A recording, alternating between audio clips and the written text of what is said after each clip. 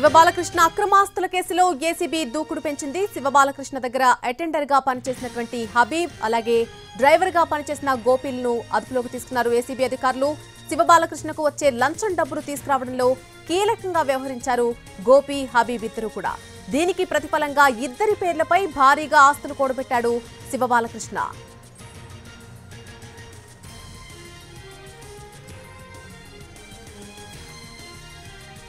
శివబాలకృష్ణ అక్రమాస్తుల కేసులో ఏసీబీ దూకుడు పెంచింది. శివబాలకృష్ణ దగ్గర అటెండర్ గా పనిచేసినటువంటి హబీబ్ అలాగే డ్రైవర్ గా ఉన్నటువంటి గోపిల్ను అదుపులోకి తీసుకున్నారు ఏసీబీ అధికారులు.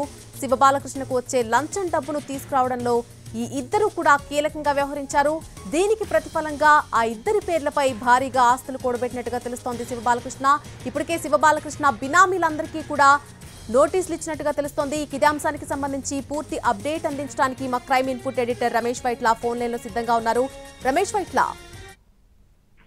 శివబాలకృష్ణ కేసులో ఇవాళ మొత్తం బినామీలను విచారిస్తున్నారు. ఇవాళ మొత్తం నలుగురు బినామీలైన శివబాలకృష్ణ వ్యవహరించిన నలుగురిని పిలిచి వారు విచారించి వాళ్ళ దగ్గర స్టేట్మెంట్ గా చేసుకున్నారు. మరోవైపు శివబాలకృష్ణకి కీలకంగా వ్యవహరించిన డ్రైవర్ తో పాటు మరొకరు ఇతను కూడా హబీబ్ తో పాటు డ్రైవర్ అయిన గోపిని కూడా ఆటో ఏసీ అధికారులు అదుపులో తీసుకున్నారు. ఇద్దరు కూడా డబ్బులు తీసుకురావడం, తర్వాత డబ్బులు ఇవ్వడం, తర్వాత డబ్బులు కొంతమంది వ్యక్తులకు పంపిణీ చేయడం, వీటన్నిటిలో కూడా కీలకంగా వ్యవహరించినట్టుగా చెప్తున్నారు. అయితే వీళ్ళకి సంబంధించిన ట్రాన్సాక్షన్ కావచ్చు, వీళ్ళ కదలికలు మొత్తం కూడా చూసినప్పుడు వీళ్ళిద్దరి పేర్ల మీద కూడా పెద్ద ఎత్తున ఆస్తులను కూడా పెట్టినట్టు అడితే కనబడుతుంది. అయితే వీళ్ళ ఆదాయం నుంచి ఆస్తులు వీళ్ళ పేరు మీద ఉన్నాయి. ముఖ్యంగా గోపి కావచ్చు, హబీబ్ కావచ్చు, ఇద్దరి పేర్ల మీద దాదాపు కోట్ల రూపాయల ఆస్తులు ఉన్నాయి.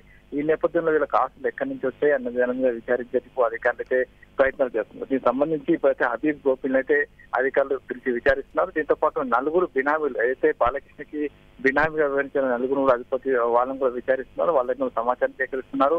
ఆ వాళ్ళ పేరు మీద పెద్ద ఎత్తున శివబాలకృష్ణ ఆస్తులు కూడబెట్టిన ఉన్న సమాచారం. అయితే ఇప్పటికీ 100 ఎకరాలు వాళ్ళ పేరు మీద ఉంది. దానికి సంబంధించి వివరాలను సేకరిస్తున్నారు.